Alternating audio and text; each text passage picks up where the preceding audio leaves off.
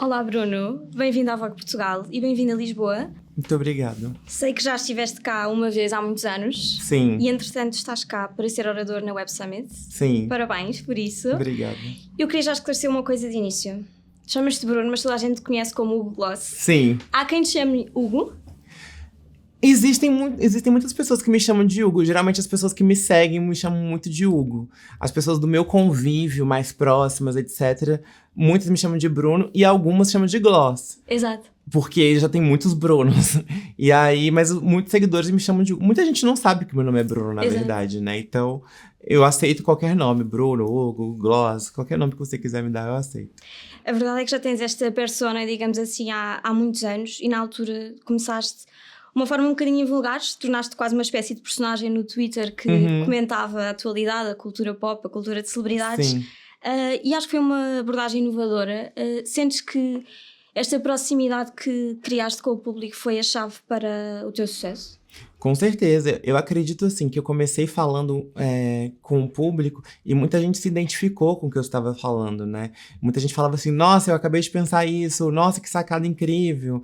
E como era Twitter na época, era só texto, e textos pequenos, muito rápidos, então tinha muito compartilhamento, as pessoas se identificavam bastante. Então eu acho assim que, e de certa forma, eu acho que as pessoas que me seguem hoje em dia e que acompanham a minha carreira e meu trabalho, elas sentem um pouco assim, eu tenho um olhar ainda muito... Eu nunca tô acostumado com o que eu tô vivendo, você viu? Eu cheguei aqui e falei, meu Deus, tô na Vogue Portugal, uma Vogue europeia, que coisa chique. Eu tô sempre, assim, muito admirado com tudo que eu vou vivendo. E eu acho que isso tem um pouco de frescor para as pessoas que estão me acompanhando, porque eu não trato com normalidade. Para mim, tudo é novidade, eu sempre fico encantado com o que eu tô vivendo. E eu acho que isso aproxima o público. Exato, e isso é ótimo, especialmente num mundo carregado de celebridade e também febre, essa frescura que tu trazes. Lá está, eu acho que é precisamente refrescante. E há aqui uma coisa que queria perguntar, que é, houve assim um momento em que percebeste, ok, isto que eu comecei a fazer no Twitter de facto está a tornar-se uma coisa muito séria e passará a ser a minha carreira. Houve assim um ponto de viragem que consegues identificar? Com certeza. Eu acho assim, eu comecei fazendo isso tudo de brincadeira. Tanto que eu escrevia como Hugo Gloss, eu criei esse nome fazendo uma piada com Hugo Boss, que era a marca, porque eu não tinha a menor pretensão de ser uma pessoa conhecida ou famosa, nem nada disso. Eu só não queria escrever com o meu nome, porque eu falava assim, eu sou de Brasília, que é a capital do Brasil. E lá as pessoas fazem muito concurso para serviço público, para trabalhar para o governo. E eu achava que essa ia ser a minha carreira. Então eu falava, ai, se eu começar a escrever um monte de besteira no Twitter, acho que vai que me dá um Google alguma coisa, isso pode pegar mal pra mim. Então eu vou inventar um nome. E na época tinha um personagem que existia num programa de TV, que era o Christian Pior, que era uma paródia com o Christian Dior. Falei, vou fazer uma coisa parecida, vou fazer uma paródia com o Hugo Boss. E fiz o Hugo Gloss. Então eu não imaginava que isso tudo fosse acontecer. E aí eu comecei a enxergar, conforme a minha audiência foi crescendo no Twitter ainda, eu comecei a enxergar isso como uma oportunidade. Muito embora a gente não tivesse o mercado que a gente tem hoje de rede social, de carreira de influenciador, nem nada disso. Eu não esperava que isso tudo fosse acontecer. Mas eu fui aproveitando as oportunidades que me surgiram e as pessoas muito famosas, muito grandes começaram a me seguir. E eu fui convidado para participar de programas de televisão. E aí eu fui num dos maiores programas de televisão do Brasil. E aí me convidaram para fazer uma participação ao vivo no programa. Eu falei, não, eu queria trabalhar aqui. E aí fui contratado. Então, assim, eu acho que eu aproveitei muitas oportunidades. Eu também criei muitas oportunidades de acordo com isso. Mas foi tudo muito inesperado. Eu não imaginava que fosse acontecer. Exato, porque tu esperavas ficar no fundo no backstage desta Sim. indústria e de repente passas para papel principal. Claro. Pra mim, inclusive, o fato de eu conseguir trabalhar na maior emissora de televisão do país já era uma realização muito, muito grande. Você imagina, eu acompanhava tudo aquilo, eu via de muito longe. Brasília é no centro do país. Então, diferente do Sudeste, onde estão as estrelas, onde está tudo acontecendo. Então, assim, a minha perspectiva de estar ali no meio dessas pessoas ou naquele ambiente era nula. Eu nunca imaginei que isso pudesse acontecer. Então, quando aconteceu, eu já falei, nossa, venci na vida. Então, tudo que aconteceu depois eu já não esperava. Então, pra mim, tudo foi novidade e continua sendo, né? Pois, mas a tua adaptação foi natural, porque hoje em dia, quando olhamos para ti, obviamente já estás no meio há muitos anos, mas parece que nasceste para isto, não é? Mas lá está, a tua expectativa era estar atrás das câmaras. Sentiste como um peixe na água, conseguiste navegar isto na perfeição ou não? Até porque a tua indústria e esta parte de entretenimento e do gossip traz Sim. algumas sensibilidades. Claro. Bom, eu acho assim que é muito difícil. Como eu falei, eu estava zero preparado para isso. Muito embora eu tenha feito jornalismo, eu não imaginava que essa fosse ser a minha profissão, né? Até porque foi uma profissão que eu praticamente sou uma das primeiras pessoas que tive, assim, o meio que vamos dizer que eu tô ali no grupo dos inventores, né? Das pessoas que inventaram essa profissão. Então eu não imaginava. O que acontece é que muitas vezes, quando você trabalha com o jornalismo de entretenimento, as coisas podem ser levadas por duas vias, e isso é um pouco complicado. Existe a maledicência, as pessoas que falam coisas com mais veneno, etc. E existem as pessoas que noticiam os fatos, que noticiam as coisas boas, etc. Eu acho que todo mundo. Eu acho que no jornalismo em geral, você sempre faz uma escolha de qual via você vai tomar, no sentido de qual tipo de jornalista você quer ser, né? Então, é um campo sensível como qualquer outro, como é falar de política, como é falar de economia, né? Eu acho que você dar opinião também é uma coisa muito é, sensível nesse sentido, porque você pode tender para um lado como para o outro. Então, eu não me senti um peixe, não me senti parte disso tudo desde o começo, mas eu acho que eu me adaptei muito bem, assim. Eu fiz escolhas. Na verdade, as minhas escolhas sempre foram mais pautadas na minha saúde mental e no meu bem-estar, no meu. Ao deitar a cabeça no travesseiro de noite, dormir bem, falar, não fiz mal pra ninguém, só fiz o meu trabalho, tá tudo certo. Era precisamente aí que eu queria chegar, porque queria perguntar se de facto há uma linha que tu não ultrapasses quando noticias estas coisas. Já percebi que tem também muito a ver com a tua consciência, não é? Sim, com certeza. Eu acho que o seu trabalho, ele é positivo e ele é benéfico até certo ponto. Eu não acho que vale qualquer coisa por likes, por audiência, etc. Muito embora a gente esteja vivendo. Acho que na verdade sempre foi esse meio em que as pessoas estão desesperadas para ter audiência. Hoje em dia, mais ainda que a gente tem muita coisa, né? Com a internet a gente tem um mundo na palma da mão, então você pode acessar qualquer coisa a qualquer tempo. Então, um veículo como a Vogue, por exemplo, que antes era a soberana, hoje em dia você compete com vários influencers de moda que estão fazendo os mesmos eventos que antes era só a Vogue que fazia. Então, acho que hoje em dia a gente tem muito mais opções e você ter relevância é muito mais difícil. Mas eu também não acho que valha qualquer coisa a qualquer custo. Eu acho que credibilidade e respeito, que foi uma coisa que eu consegui com muito trabalho e com muita ética, sabe? Eu acho que quando você ultrapassa o limite de você prejudicar o outro, eu acho que é um custo muito alto, até pra uma questão de karma, assim. Eu acho que tudo que a gente faz volta pra gente de alguma forma. Eu conheço muita gente que já pisou em várias cabeças, vários pescoços pra chegar onde chegou e depois caiu. Então eu não acho que seja um caminho que vale a pena. Mas claro, cada pessoa tem o direito de fazer sua própria escolha, mas não é a minha. Exato. Os fins e os meios Exatamente. não justificam. Já te sentiste alguma vez pressionado para alterar ou se calhar atenuar um bocadinho o tipo de conteúdo que fazias? Seja por uma celebridade, um agente? Olha, eu acho que nesse meio a gente sempre lida com muita gente, né? E especialmente quando você tá falando de entretenimento, e muitas vezes você tá falando de um filme, de uma série, de uma música, mas muitas vezes você tá falando de pessoas, né, que são celebridades, etc. É muito complicado, porque existe uma linha até onde você pode falar sobre aquilo, e a pessoa, quando se torna pública, às vezes ela abre mão de muita coisa por ser uma pessoa pública, né? Então, muitas vezes eu tento me colocar no lugar daquela pessoa. E aí eu penso, nossa, que situação chata, etc. Mas ao mesmo tempo existe a ética jornalística e o trabalho jornalístico de que você tem que reportar. E eu sempre digo que o meu chefe, a pessoa mais importante a quem eu tenho que responder, não são os artistas, é o público. Porque é o público que me consome todo dia. Então eu tenho um dever com aquelas pessoas. Então eu tento respeitar o máximo possível. Eu acho que eu tenho uma trajetória que, graças a Deus, ela é muito blindada, assim, nesse sentido. Não sou uma pessoa de me envolver em grandes polêmicas, mas eu tento sempre fazer o meu trabalho muito bem feito. Lembrando que eu tenho um respeito e um compromisso com a minha audiência. Mas se eu puder fazer isso tudo com o maior cuidado, sem prejudicar ninguém, é sempre a minha escolha. Uhum. Queria te perguntar também, eu acho que o gossip tem um papel na sociedade que é muito mais profundo do que às vezes as pessoas possam achar, e no fundo é uma coisa que nos liga um bocadinho a todos e que nos faz perceber, ok, esta mega estrela que eu adoro também tem problemas ou também tem seja o Sim. que for, acontecimentos inesperados na vida dela e que não são tão intocáveis como muita gente possa pensar. Achas que também é por aí que o público brasileiro, e sendo que também é um público que gosta muito disto, e nós estamos sempre a dizer o melhor do Brasil de facto são os brasileiros, porque é um público que vive muito estas coisas.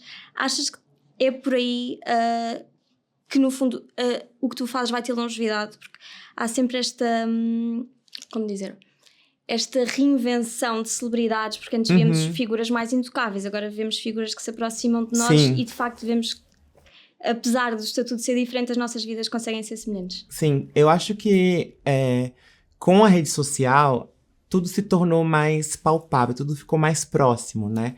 Então, eu acho que as redes sociais, a internet em si, aproximou muito as pessoas, no geral, não só. E também, nesse meio, as pessoas famosas das pessoas reais. Obviamente, existe um filtro, assim como eu tenho o meu filtro do que eu vou postar ou não. Tem gente que se expõe mais, tem gente que se expõe menos. Mas eu acho que o interesse soberano do ser humano é sobre o outro ser humano, né?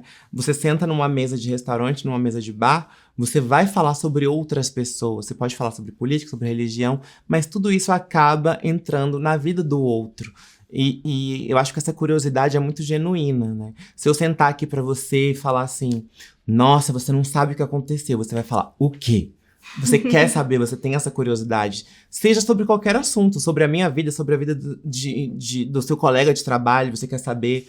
Então, eu acho que essa curiosidade sobre a vida do outro sempre vai existir, né? Até quando você assiste um filme, uma série boa, você tá curioso sobre a vida daquela pessoa, sobre aquela história, aquela narrativa.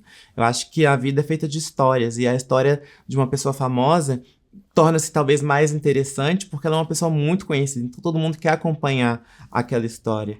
Então, eu acho que o fato das pessoas se enxergarem e entenderem que essas pessoas são reais é muito importante também, mas também não deixa de ser também uma forma de acompanhar uma história, um filme, alguma coisa assim. Você acaba acompanhando a vida da celebridade como se fosse como você vê uma série, como você vê uma ficção, que você quer acompanhar, você quer saber o final daquilo, você fica espantado com o que acontece.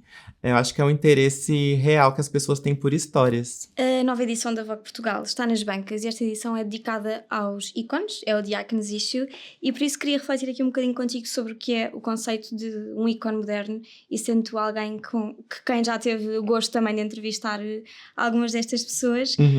O conceito de ícone, na verdade, é que está a mudar nos dias de hoje, e também já discutimos um bocadinho isso aqui com a questão da celebridade. O que é que para ti hoje define um ícone? O que define um ícone? Eu acho que um ícone é uma pessoa que ela é muito respeitada no que ela faz. Eu acho que ela é uma pessoa inovadora, que muitas vezes quebra ou estabelece novos parâmetros para as coisas. Então eu acho que a pessoa ser um ícone está muito relacionada à credibilidade, entendeu? A muito a inovação, a respeito, a atitude também, eu acho que isso é muito importante. Posicionamento, acho que posicionamento é uma palavra que define muito o que a gente vive hoje. Eu acho que está muito relacionada a ser ícone, né? Você pode ser um ícone da moda, porque você inventou uma coisa nova, porque você traz um estilo diferente. Você pode ser um ícone da música, porque sua música é respeitada, é muito ouvida. Então eu acho que o ícone tá, assim, em pontos de referência. Acredito eu que esteja mais ligado a esse tipo de... Mas achas que ainda há espaço para isso, sendo que lá está, a nossa cultura está tão saturada de celebridades e de conteúdo? Como é que alguém se pode diferenciar? Então, eu acho que ao mesmo tempo que a gente pode dizer isso, que a gente tá com uma cultura muito saturada, eu acho que não, porque a gente tá falando de democracia, e a internet trouxe democracia pro mundo inteiro. Então, você vê hoje em dia muitas pessoas despontando por conta da internet, porque elas tiveram visibilidade. É como esse holofote aqui, você colocar holofote sobre uma pessoa e ela pode mostrar o talento dela, a capacidade dela, e ela pode ser muito boa, né? Eu acho que hoje em dia está muito mais democrático. Não acho que esteja saturado. Eu acho que a gente vai sempre se reinventando. E que bom que hoje em dia a gente tem plataformas para a gente poder conhecer mais gente. Porque imagina você ficar num mundo que você é refém de algumas pessoas que são aquelas pessoas para sempre e só podem é como se fosse uma monarquia, né? Eu acho que hoje em dia a gente não existe mais isso, né? Que só as pessoas daquela família, daquela linhagem podem ser famosas ou conhecidas e respeitadas. Então eu acho que não tá saturado, não. Eu acho que a gente vai ir descobrindo ícones ao longo da nossa vida e tomara que sejam cada vez mais e mais e mais, porque cultura é sempre bom, né? Exato. Gosto dessa perspectiva, porque às vezes nós temos uma noção um bocadinho negativa de o old Hollywood, aliás, é que eram tempos bons, ou que de facto tudo o que é bom já se fez e agora é só uma questão de ir reinventando. Portanto, acho que também traz esse lado refrescante para a indústria. Eu acredito que a gente precisa disso, né? Porque imagina, vai ser sempre a mesma coisa. Eu acho que as pessoas que gostam do que aconteceu antigamente, elas estão certas dessa forma porque elas vivenciaram aquilo e muitas coisas realmente eram melhores no passado, mas como muitas coisas são muito melhores hoje. Então acho que a gente acompanhar a evolução da indústria num todo, assim como da humanidade num todo, é normal. Então eu não acho que existe, old Hollywood era muito melhor. Isso é questionável, eu acho que é muito subjetivo, na verdade, né? Muito da sua experiência, do que você gosta, do que você não gosta, da sua vivência. O que é bom pra mim pode não ser bom pra você. Então, pra mim, o mais importante, que eu acho que é o mais válido, é a gente ter realmente opção pra todo mundo se encontrar, se perceber em alguma coisa. E eu acho que, volto a dizer, a internet faz isso muito bem, de trazer oportunidade e mais diversificação, mais informação para qualquer tipo de pessoa. E dá-nos, sobretudo, também a oportunidade de nos conseguirmos identificar com alguém, independentemente do estilo, independentemente Sim. do que for, é verdade. Queria-te perguntar mais uma coisa, que é, em todos estes anos, à frente e atrás das câmaras, existe alguém que apontes como uma referência que tenha surpreendido, seja pela gestão de imagem pública que fez, sabemos que é super importante, seja sobre o tipo de carreira que tomou. Tens assim alguma figura de referência? Independentemente de adorares ou não essa pessoa, mas alguém que sirva de facto como um role model do que é estar bem nesta indústria.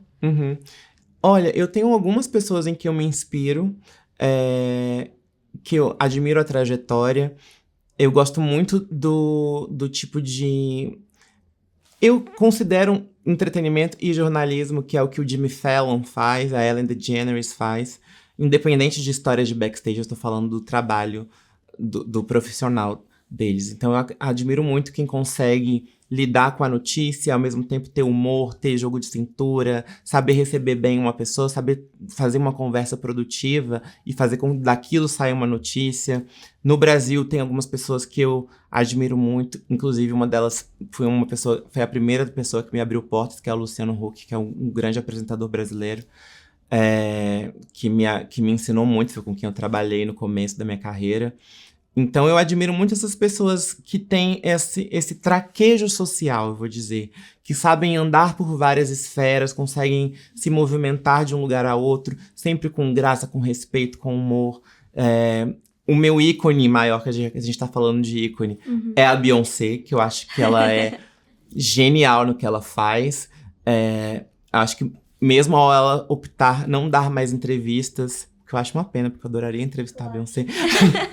Eu acho que ela se posiciona através da arte dela, do trabalho dela. Eu acho isso muito genial. Ela conseguir dizer tudo que ela tem a dizer pela música, pelo trabalho, pelas escolhas dela artísticas, pelas aparições dela pública.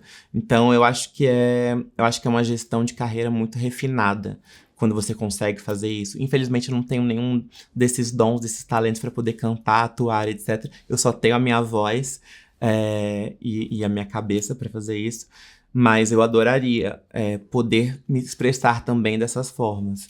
Eu acho muito genial, acho lindo. Mas a comunicação também é A comunicação talento. com certeza é um Claro. dom. Eu acho que o tom de você poder se comunicar com as pessoas. E eu acho, inclusive, que a comunicação é um dos maiores dons que o ser humano pode ter. Porque o que a gente vê hoje em dia, especialmente em relacionamento, e em relacionamento eu tô falando de qualquer relação de um ser humano com o outro, é a falta de comunicação, né? Como o fato de você saber se portar, falar o que você pensa, o que você sente, como isso é importante para você ter uma relação sadia. E eu acho que isso funciona em qualquer esfera. Exato. E é transversal, lá está, como estás a dizer, é transversal a todas as áreas.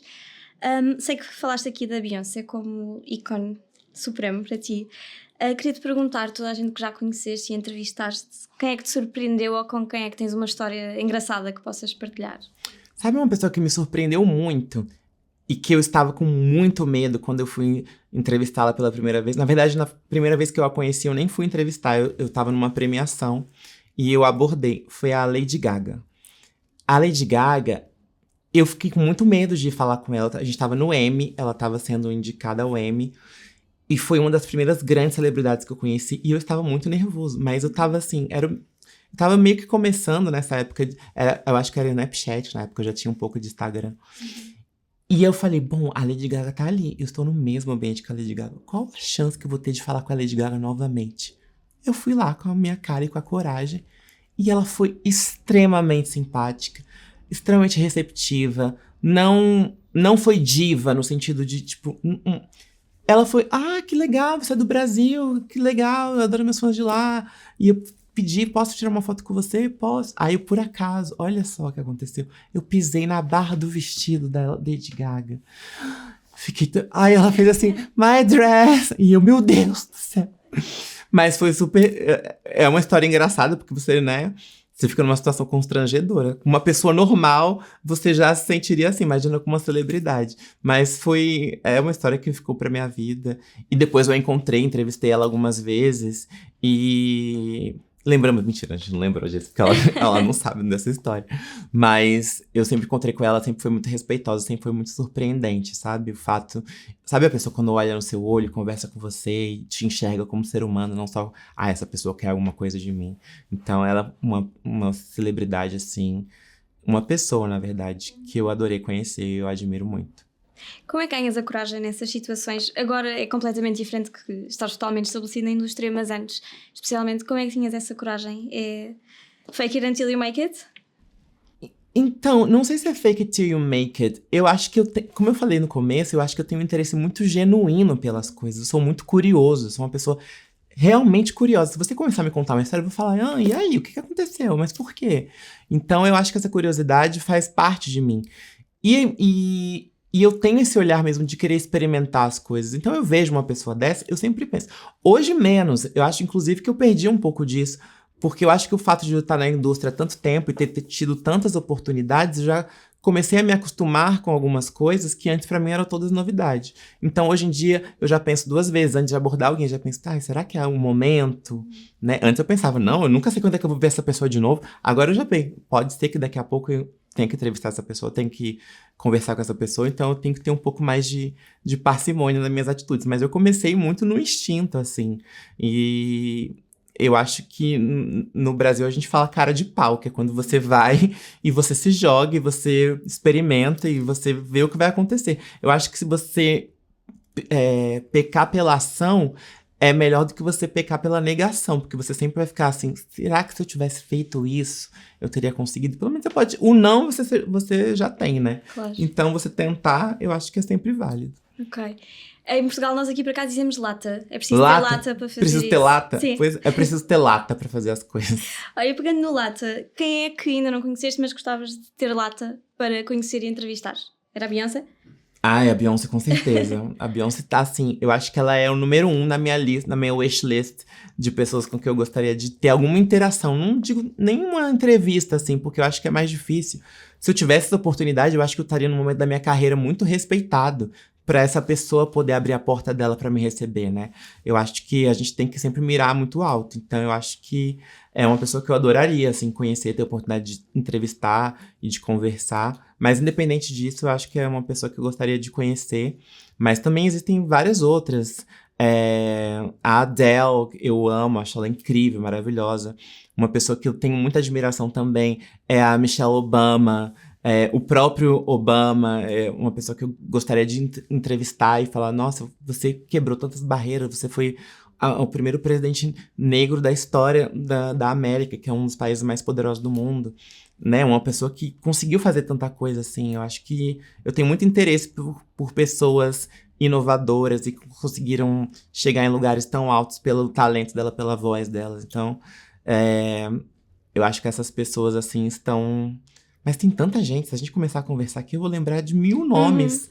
Porque eu acho que tem tanta gente pra gente falar, eu queria falar com todo mundo, se eu pudesse. E acho que há sempre algo a aprender com toda a gente, não? Eu acho que a gente tem a aprender com todo mundo, assim. especialmente com pessoas que já viveram muita coisa, eu acho que elas podem dar muitos conselhos. Acho que, às vezes, numa conversa, numa própria entrevista, as pessoas podem te surpreender de uma maneira, assim, genuína, porque elas já viveram tanta coisa, e muitas vezes as pessoas têm uns insights que você fala, nossa, não tinha pensado por esse lado. E eu sou fascinado pelo ser humano. Eu acho que se eu não fosse repórter e jornalista, eu ia ser psicanalista, porque eu sou muito interessada no ser humano. Por acaso, eu acho que isso é uma coisa que é transversal a muitos jornalistas. Ouço muita gente a dizer isso, porque de facto, lá está, a curiosidade da convivência humana e da perspectiva. Queria-te fazer uma última pergunta. Já falámos de oportunidades que gostarias de ter a nível de entrevistas com outras celebridades, mas para onde é que gostarias de expandir a tua carreira nos próximos anos? Então, eu acho que eu cheguei num momento da minha carreira que eu já consegui estabelecer muita coisa, né? Eu acho que eu tive esses anos todos aí, se você imaginar que eu criei a conta no Twitter, eu inventei esse nome, se eu não me engano, em 2008, já se foram aí 15 anos, um pouco mais de 15 anos. Então, eu acho que eu já estabeleci muita coisa, eu já tenho uma equipe muito grande. O fato de eu estar aqui hoje, em Portugal, falando com uma audiência, com pessoas que me conhecem fora do meu país, assim, é uma coisa inimaginável. Eu tava anteontem num prêmio internacional, eu já fiz cobertura do Oscar, já consegui fazer muita coisa. Então, eu acho que tá chegando um momento que tô querendo ter experiências novas, assim. Então, um desejo que eu tinha antes disso tudo era de escrever roteiro, de trabalhar com ficção, né? Que eu me considero uma pessoa muito criativa, eu fico pensando muitas histórias, assim. Acho até por esse interesse que eu tenho no ser humano, eu fico pensando, e se acontecesse isso? E se acontecesse aquilo? Então eu acho que no futuro é pra onde eu pretendo expandir, assim, a minha carreira, fazer uma coisa diferente. Eu sou muito interessado em contar histórias, então eu acho que eu vou por esse caminho. Ok, esperamos para ver então. Esperamos. Em breve um sucesso aqui em Portugal. Exato. Bruna, obrigada por ter estado aqui connosco. Obrigada e a aproveita você. Lisboa. Vou fazer o possível. Tem muito trabalho, mas vou fazer o possível. Já andei pela cidade hoje. Muito lindo por aqui. Quero voltar mais vezes. Quero voltar para férias, né? Pra conhecer com férias. Exato. Sem tanta agenda, porque eu tô apaixonado pelo que eu tô vendo aqui. Boa. E és sempre bem-vindo aqui à redação da Vogue Portugal. Pois virei.